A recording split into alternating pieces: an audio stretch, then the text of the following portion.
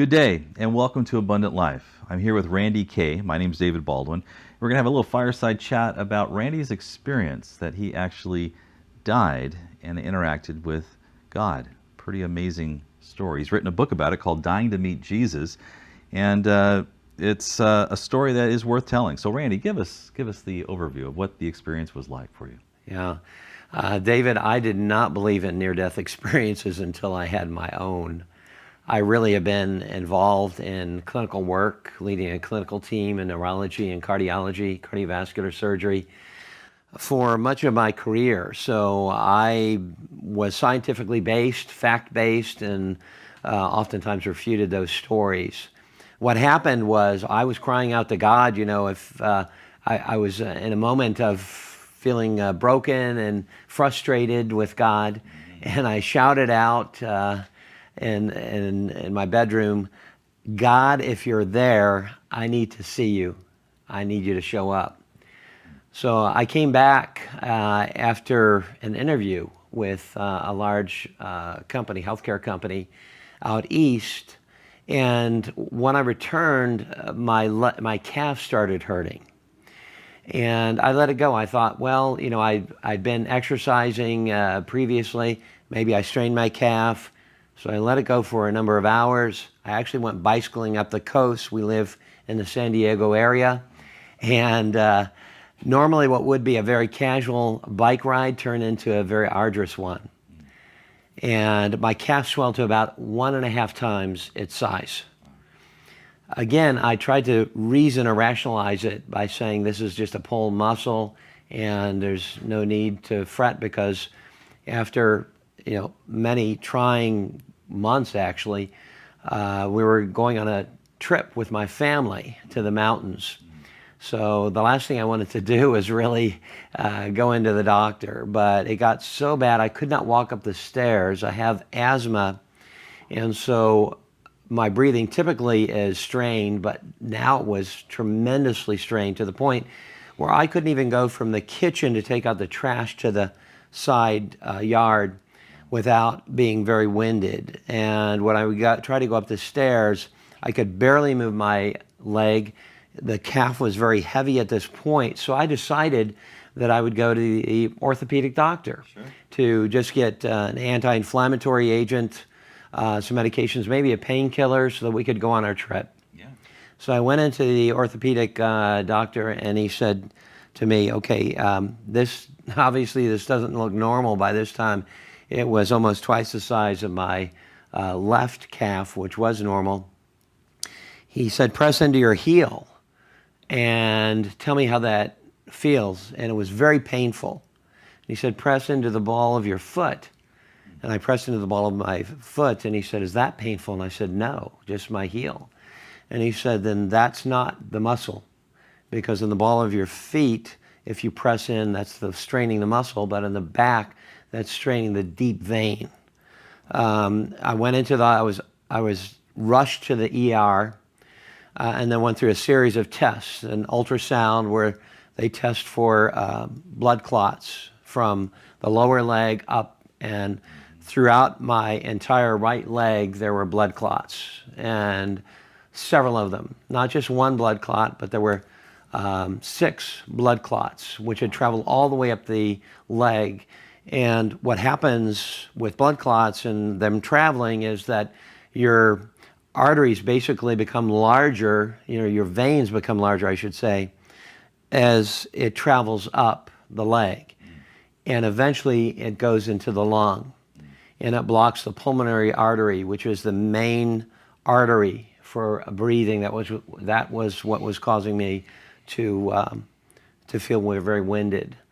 And the CAT scan confirmed this is a D-dimer, which is an anticoagulant agent, was high.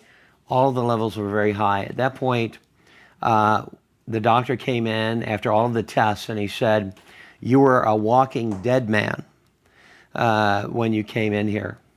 And so at that point, I was just thinking, okay, I have 2 young children.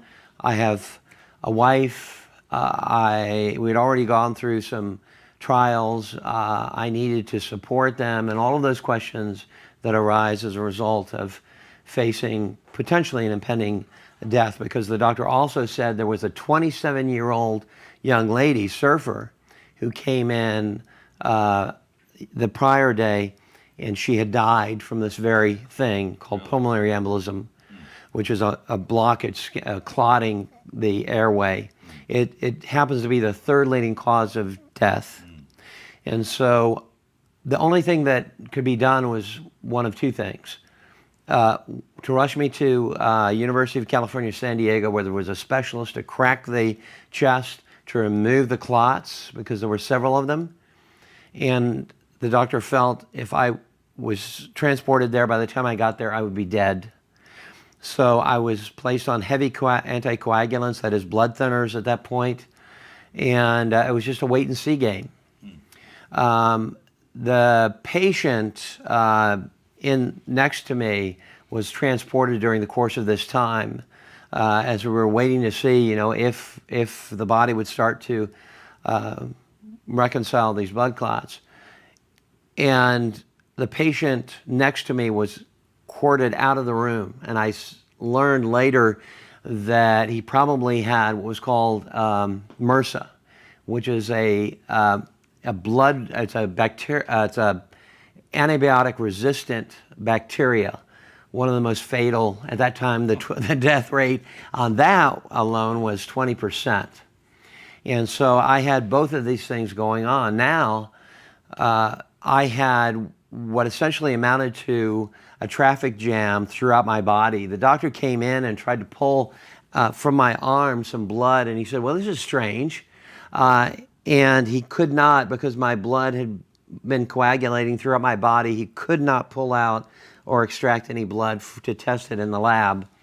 Or finally he got a little bit out, but at that time I was in a crisis mode, to say the very least. So I felt like a floppy fish out of water eventually. I just started convulsing. And it was at that point that my heart went into arrhythmia and eventually stopped. At that point, when it stopped, I was in a period of darkness. There's about a 6-minute lapse between when the heart stops and the brain stops. The brain is dead. So take us into that, because there's a lot of people that would be very curious as to what that felt like, looked like. You just said it was just went dark. It went dark, and normally the clinicians would rush in, code blue. Yeah. They're on it, right? But I was in the general floor because it was a waiting game at that point with the anticoagulant. So the nurse had stepped away. The monitor was alarming, that is flatlining, but there was not an immediate response. So the heart had stopped for about 30 minutes. The brain, typically clinical studies have shown, lasts for about 6 minutes thereafter. So the darkness was something that was immediate, which was kind of a sense of listlessness, of being in a space of I don't know what. And I saw in the distance something very strange, because as I was literally rising, and this light from above was cascading down and illuminating everything in my midst. And in the distance, I saw, in kind of like a faded rolling hills, I saw these kind of warring figures. They were bizarre. They were otherworldly looking. And I didn't know exactly what that was. So it created some degree of fear, but I just shouted out the name of Jesus Christ. I just blurted it out because I knew, and I knew Jesus at this time, even though I'd been angry with him before I had this experience. And it was at that point that my wife tells me I can't cry, because I'm one of the things with John Burke wrote the foreword for my book. He did a 30-year study on near-death experiences, and he said, for many people who have these, they're in the moment. It's not like a typical memory, so you're there. So whenever I mention that time, my feet had settled, and there was an arm wrapped around me. And were you standing or just laying there? I was standing. He was by my side. And you just knew it was Jesus? I knew that I knew. And he didn't say anything? It was just in your spirit, or you just were solidly secure this is Jesus. For the first however amount of time, there were no words that needed to be spoken, because as I knew I had been ushered into heaven at that point, everything was intuitive. I knew Jesus' thoughts. He knew mine. Everything was very clear. There was no need to communicate via words. My first sense in meeting Jesus was this. I said this in my mind, and that is, so this is love. Because oftentimes, in this world, with relationships we have here, we think of love in terms of an emotion, an action, but Jesus is love. God is love. The Bible tells us that. And so in meeting the person of love, it was entirely different. He didn't have to say, I love you, because I knew it. His whole persona was love at that point. And I just caved down to my knees, and he lifted me up. And he said, trust me. And I could feel the whiskers, they were soft, of his beard, his face. He had a beard. He did have a beard, yes. Brown hair, longer Almost brown like the image that people might think or grew up in a church thinking that Jesus would look like, or? Yes, very Middle Eastern. And I really didn't look at his face until I eventually, when he had lifted me up and he was by my side, I turned and I saw his eyes. They were a brown olive color. And he looked through me and he tunneled into everything dark about me. So the light of Jesus Christ had tunneled through into my darkest places and illuminated me with a peace and a comfort that I had never in my whole life before and after experienced. To say it was spectacular or amazing would be a gross understatement. I wasn't concerned at that point of what was around me, because all I wanted to be was in the presence of the King of Kings and Lord of Lords. And he spent time with me. It wasn't until after he always had his arm around me after we started taking a walk that I then looked around to see where I was. Where were you? I was in heaven. It was a paradise. How do you know it was heaven? I knew, again, everything there was intuitive. I knew exactly where I was. I knew what Jesus was saying to me. I knew things beyond what my common understanding would be in my physical body, my new spiritual body. I felt like I had gone from an old jalopy to a new sports car. I mean, it was amazing how good I felt. I could breathe. All of the things that I didn't have in this world, that I was deprived of, I had physically or spiritually in that place. And I knew that I knew. And Jesus, again, didn't have to declare this as heaven. He did show me, as he looked, because I did see the angels about and I heard them. What does an angel look like? What did you see that? Yeah, well, that's a good question, David, because the angels I saw looked very different than Jesus. Jesus was a common figure, just like you and I. He looked very much the same. He spoke in like manner. There was nothing, the glory of the Lord that we picture. Although I did see that during that one point, but it wasn't then. It was he was a kindred friend to me, and that's how I thought of him as we were walking about, as a kindred friend. Similar human-looking body that we're familiar with, kind of thing, or? Yes, he had a white robe. It was very cottony, very soft. I didn't really know what I was wearing at the time, but he looked very much, like a common person would be, Middle Eastern, kind of olive skin. But you asked about what the angels looked like, and they were very different. Okay. The angels, this is going to sound a little wacky or woo-zoo, but they were gargantuan. They were tall, like 7 feet, Shaq O'Neal type of tall. Okay. And their their arms were obviously long, but they were kind of a copperish type color, as I recall, because everything is vivid.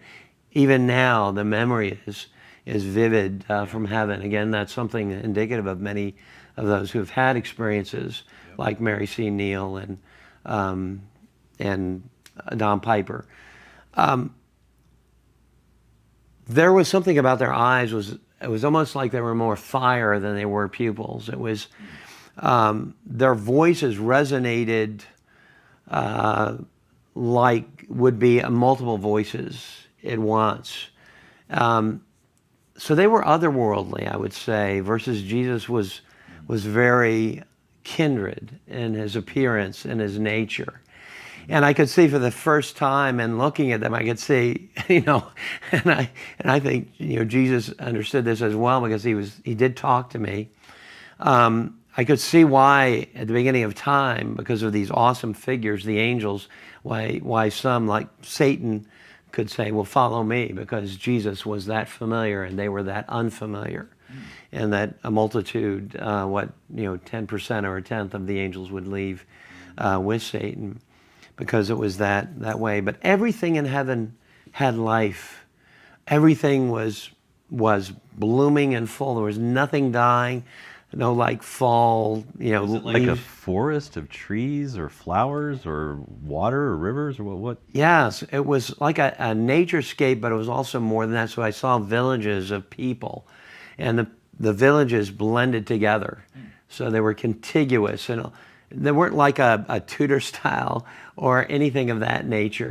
The Bible talks about, or Jesus said that he was going, and that that we'd have a mansion. He was building a mansion and several rooms. Yes. Well, if you look at the scriptural word as translation is more dwelling, and so the villages I saw were contiguous, and everybody was living, it seemed, in some way together with each other, because there was an affinity for each other, and everybody, as I saw them, was different than I viewed them in this world.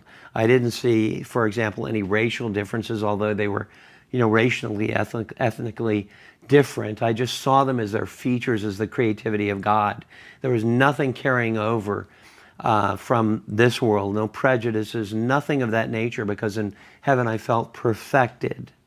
So you saw other, like, new bodies, human bodies that were in these villages, I guess, or Yes. whatever you want to call. And I saw my grandmother, what some term a life review. So I saw my grandmother was really the only one that was close to me that had passed by this time.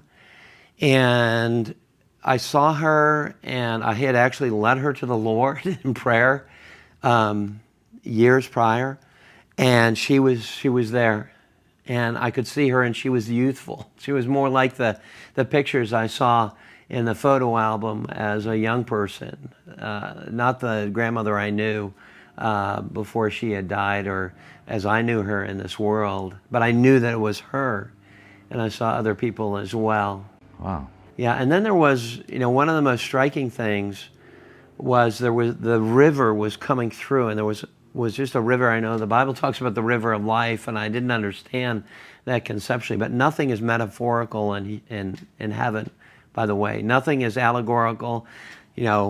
Jesus used a lot of them to describe, the vine and so forth, that he used a lot of the analogies and such. That everything in heaven was literal in the sense that it was what it was. And the river of life was coming through. And so these beautiful vistas, flowers growing constantly. Yeah.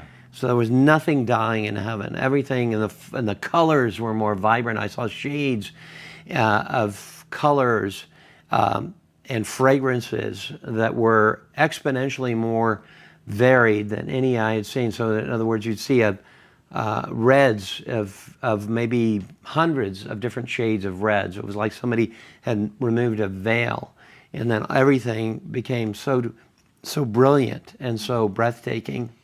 The river of life was something that seemed to feed throughout the naturescape that I was looking at. It was literal water? It was literal water, and it was rushing forward and it was feeding into everything about through the mountains, through the fields, everywhere that every place that I saw in my vision of heaven. And then I looked, and it appeared in some way, some fashion, because there aren't words in the English or any lexicon in all the languages to describe exactly what it is, because it is otherworldly. But it was as though the river was coming through from Jesus himself. That is, it was flowing from him and providing life to everything there. And then there was joy. The Bible talks about treasures in heaven, and I often wondered what treasures in heaven really were. Do we get a bigger mansion, bigger house? No, it's none of that, because it's more egalitarian than that. What I believe now, having come from that experience, is that the treasures in heaven really are closeness to God, and that those who are closest to God here in this life, they had a closeness with him. Those who are, let's say, a last minute conversion, if you will, in the on the cross with Jesus at the last moment, perhaps. Yeah, they profess, and there is that lapse between the 6-minute lapse between the heart and the brain. So maybe God gives people that opportunity, and so their closeness may not be initially, at least, or as close as those who had really walked with him or drawn close to him. And that was the treasure. Treasure, the ethos of heaven is joy. And joy just permeates. There's no sadness. My tears are one of awe and one of joy, because in heaven joy is complete. And I saw children. I saw different stages of life. I saw cascading kind of linens folding down. It was kind of like a flowing and a flowing down. And I saw these people frolicking about, angels, children, adults, just in joy and abandonment. But there was something very unique about their kind of merriment, and that was that everything was intentional. There was nothing that was not intentional, because everything was directed by the Spirit of God. So I'm really intrigued, as you were seeing everybody there, what were they doing? We talk about in this world that we work, and our work is worship to God. And it's not drudgery, it's not a job, it's work that is abundant, which is kind of our goal, which is the challenge. So what did you see there that would help us to understand what was everybody doing? Were they just having that feast, and then there was no feast? Were they dancing? I don't know. What was going on?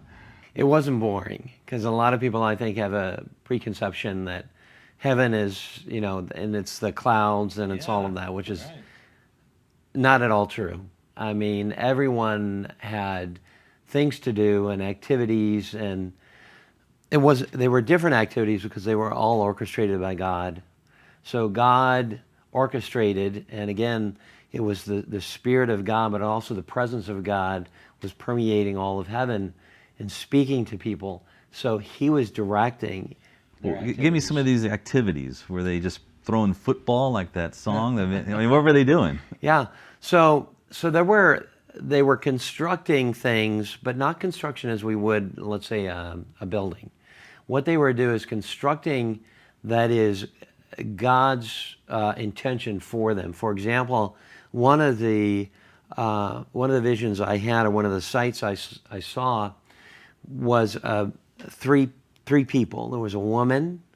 She had long brown hair. There was a man with kinky black hair. There was another man with a goatee. Okay. And so they were holding hands. And I was there walking with Jesus, and they were to my right.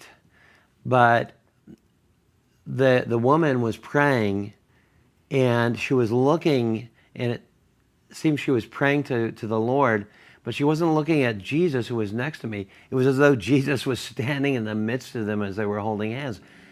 Again, there are no words, really. I don't know how the presence of the Lord really infuses itself through every person and every activity, but the woman was praying for somebody, and that somebody was, she said, "Thank you, Lord." So, and I documented all of this, by the way, during or after the hospital, so that it was journaled. So, and I recorded these things. And so she said, she prayed that person would seek God's forgiveness or Christ's forgiveness. What do you think? She was praying for someone that was not in heaven? I believe she was. I believe the three of them were joining together in prayer and interceding as Jesus, by the way, intercedes constantly, my experience. And again, it's not something where, I speak, he speaks. It's the pervasive presence of Jesus throughout heaven, which is directing all of these activities. And as far as creating, and this is where it gets, again, a little woo-zoo, is that there are, how an artist would paint something and create it. That same level of creativity, or a builder would construct a building, are following the directions of Jesus Christ. So it was a manifestation of that through the actions and activity of the people doing it. Okay. Now, we always hear eternity is obviously forever, but the concept of time in the midst of this, do you have any sense of how long you were out or in, or whatever you want to call this experience? Was it a few moments, a few minutes? I was clinically dead for 30 minutes. So that was recorded on the monitors. Okay, so at least you had that as a timestamp. We know that my heart had stopped for 30 minutes before I had been revived. So that period that I was with Jesus in heaven during that time really was inconsequential in the scheme of what we call time in heaven. Right. Time is, after all, a human-made creation. In heaven, there is no conceptualization of time. Everything is, I didn't see darkness in heaven. Not to say there wasn't darkness in heaven. I did see, in the distance, I saw something which was a bit odd, which looked like kind of a funnel. And that was different in its makeup than what I was seeing in the light of, in the brilliancy of heaven. And I asked Jesus about that because that was so different. And his response to me was that was the connection between where I came from, which would be this world, and heaven. In other words, that's where I assume I was coming through that place to heaven. And again, I just have to reiterate that I'm a scientific guy. I'm a fact-based guy. Yeah. All of this, I wouldn't be speaking this way if not for my personal experience, because I did refute this before my own. And many of these things are really so incredibly beyond what we are familiar with here. Some is familiar, landscapes and such, but some is unfamiliar in terms of the dynamics and God's makeup. So there was obviously no clocks there. Yes, no So clocks. that didn't exist, for example. But something you said earlier about when the heart stops, the brain is still alive for about 6 minutes, and you don't know what can happen in that moment if Jesus is inviting them one last opportunity or whatever that looks like. Say more about that. Yes, and it ties into what Jesus said. He said, and it reiterated what was said in the Bible, and that he said, "I desire that no one would perish." And I remember that very distinctly, because the only sadness I really realized in Jesus was his sadness in looking at those who did not know him in this world. And again, we were thinking simpatico. Not that I had the mind of God, I didn't, but I understood what he wanted me to know. And so as he was looking upon those who did not know him, it was the only time I saw the sadness of Jesus, the sadness of God, the shortest verse, Jesus wept. I saw the feelings, the emotions of the Lord. And that was something that, he really yearned for. I don't think we grasp fully how much God desires to be with his creation, with his beloved. And those who are lost, rejecting him and wanting to stray away from him, that is something that he will go to the ends of the earth, and he has, and delay if he has to, what his intent is to save that one lost soul. That's awesome. That's awesome. Yeah. I'm excited to hear the immediate understanding, and you're able to communicate, and because that's what I've kind of invested my desire is, why can't people just communicate better? But you're saying it's there. Help us to know how this transition from you staying there to going back, because I think that would be very interesting. And you had to go back through this funnel or something? Well, what happened was a butterfly actually landed on my shoulder. I'm writing People Dying to Meet Jesus was a book about brokenness and sorrow, which briefly mentions my near-death experience. And then people would write me, or they'd comment back, and I want to hear your full experience. I want not just snippets of it. I want the full experience. And so I go into depth about one that happened. Was a butterfly had landed on my shoulder. It was the most beautiful butterfly, just velvety of colors of all shades. Again, their colors were more pronounced in heaven than here. And so I was curious about that, because everything is intentional. Nothing happens happenstance in heaven. So I asked God about that. I said, Jesus, what? And he explained to me that this was symbolic of the wisdom that he was providing to me to guide me through life. And he said, I'm going to be returning you. I'm returning you. And did he say why? Yeah, so I asked him why. Well, yeah. That was one thing I was very distraught about. I was never very distraught in heaven at all, but one thing, I felt like a child, wakes up on Christmas morning, goes down to unwrap his presents, and then the parent says, well, you have to go back to bed and go back to sleep. You can't open it now. That's how I felt. And so when I asked him, he said that your purpose is yet to be fulfilled. And so my response to that was, well, Jesus, I think I should know my purpose if I have to leave this paradise to return to that world. And by the way, I can say very confidently that none of your loved ones who have gone on to heaven want to come back. that I didn't want to come back. And so I challenged Jesus at that point.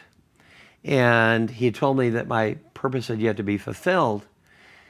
And he said, I will not give you your purpose in full, because otherwise you would rely upon yourself and not upon me. And I'm the type A plus person, have to plan it for everything. I just don't live in the moment very easily. Yeah. So it's very hard for me personally. Sure. So I knew what Jesus was telling me at that point, that I needed to get still. Of course, the Bible tells us that, to get still, to wait on him, which is an anathema to my nature here in this world. Right. And that I needed to be moment by moment, he said, focused on him, to relying upon that wisdom to guide me through. And I learned that when a friend of mine, was going to get his hair cut, right? And the hairstylist, he went on the wrong day. The hairstylist, he was going to change the appointment. And there was somebody who lost her husband, just recently died, and she was distraught. And the hairstylist said, well, I can't fit you in now, but, knowing that he was a believer, you might want to talk to this person whose hair he was cutting or styling. And so that was his purpose in the moment at that time, was to share the love of Christ to that person. He went his intention was to get his hair cut, but I think that's what the Lord was telling me, was that moment by moment, grocery store, at work, wherever we are, that we need to hear the voice of God, because wisdom is essentially the voice of God speaking to us as to what to do, and to listen, to be attentive to the Lord. And that's what he was teaching me, so that when I returned, I would be more attentive to the Lord and directing him in the minutia of life, because as Christians, he taught me that we're not to just hang out, we're to be intentional in what we do in every moment of every day for the opportunities. And that is an ingredient or a step or the key to living a fuller life, or this abundant life that we're exploring, yeah? Yes, and I believe was one of the purposes that I had. Okay. Was instead of, because I know, David, you have trained so many people and corporations, and I had done some training as well, and I felt like, in being intentional, that I wanted to be more intentional with my walk in Christ and how I could apply that during my walk here more intentionally for Christ, to make a kingdom impact versus, trying to attain a level of success or trying to achieve, a certain title or respect from other people. So your purpose got clear, focused. That Yes. would be, would you put any other words to describe your purpose that you're walking out daily now? Yes. My overarching purpose is to love God more. My purpose is to grow closer to the Lord. So, because I know the closer I grow to God, the closer I get to him, the more what he wants me to do will just spill out of me. He'll change the have to do this, have to do that. I have to do this work. I have to, be good, be a good Christian or whatever, to the want to, because that's who I am, because I'm getting closer to the Lord, so I become more Christ-like. I don't become as Christ, but I become more Christ-like. And the closer I become to who Christ, God, wants me to be, the more I can live almost effortlessly, in some cases, to do that which he wants me to do. I'll know the mind of Christ.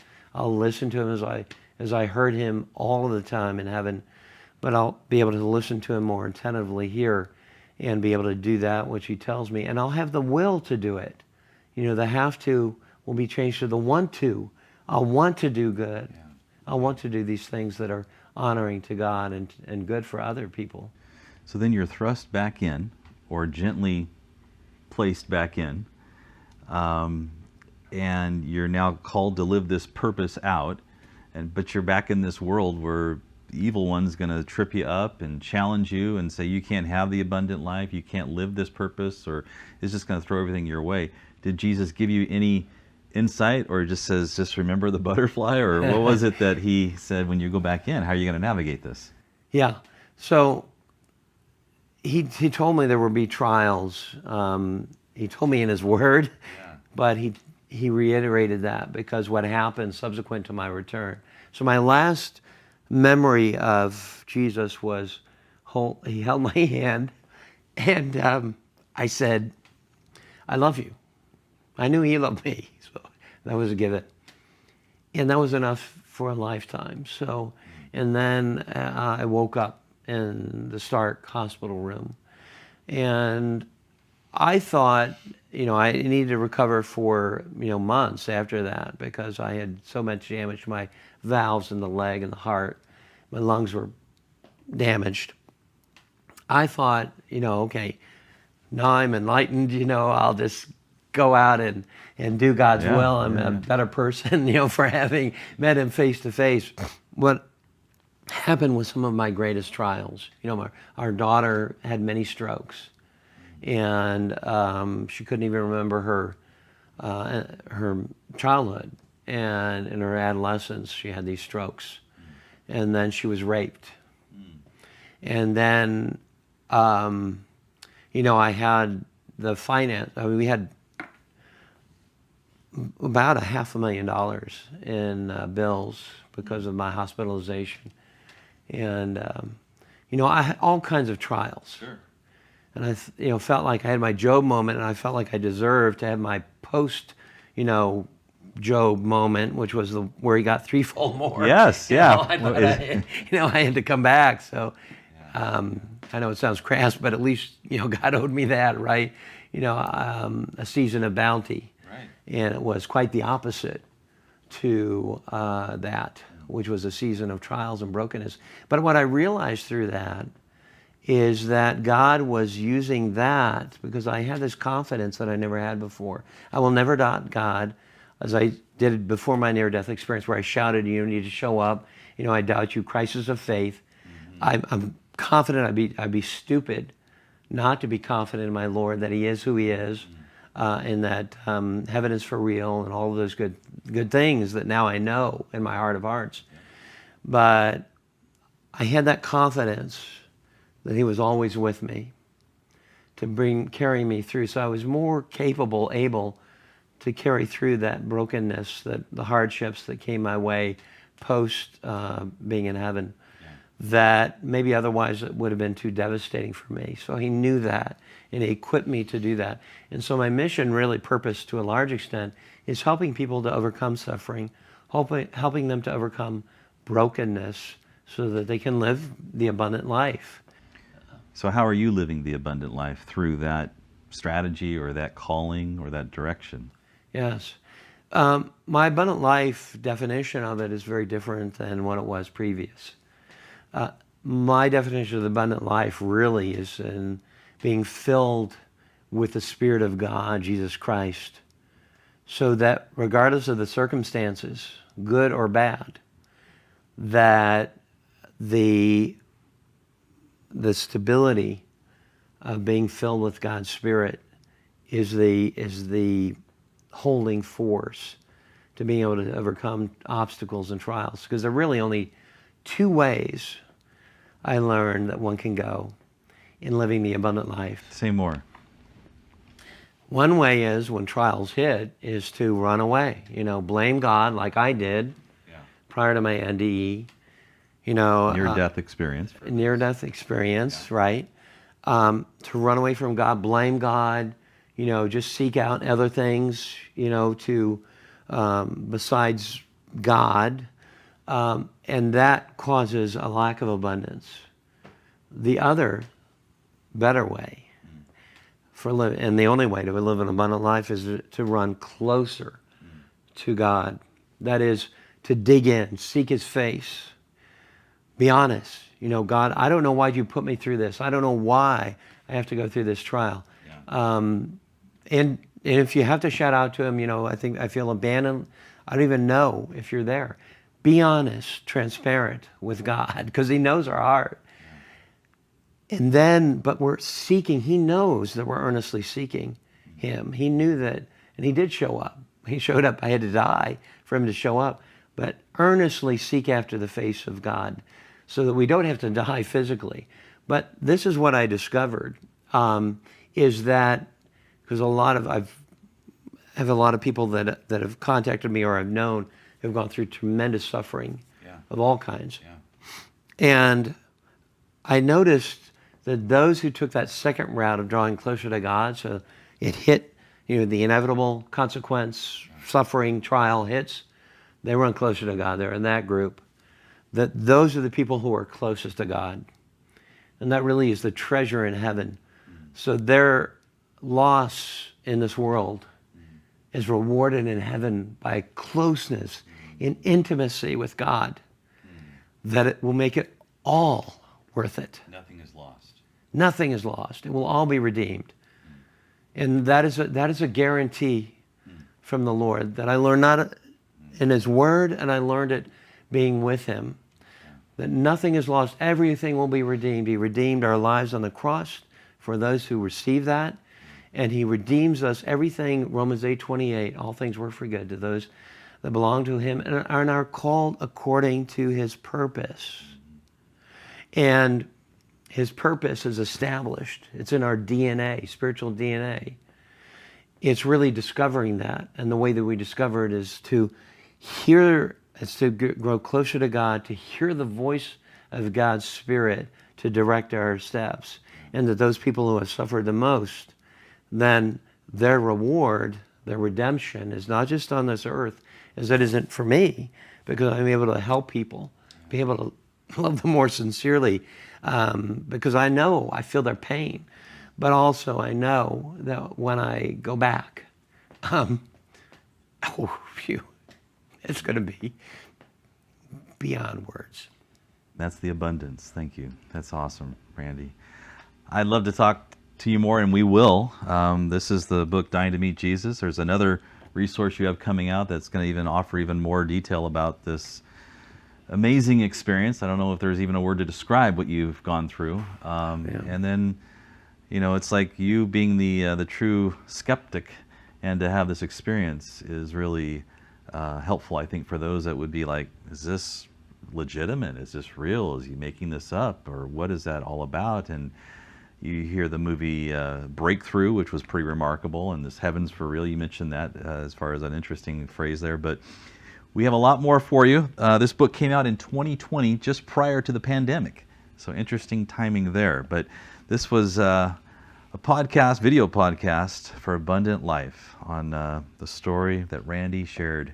And I'll never forget it. So thank you very much for sharing with me and with our audience. Thank you, David. You're welcome. Thank you.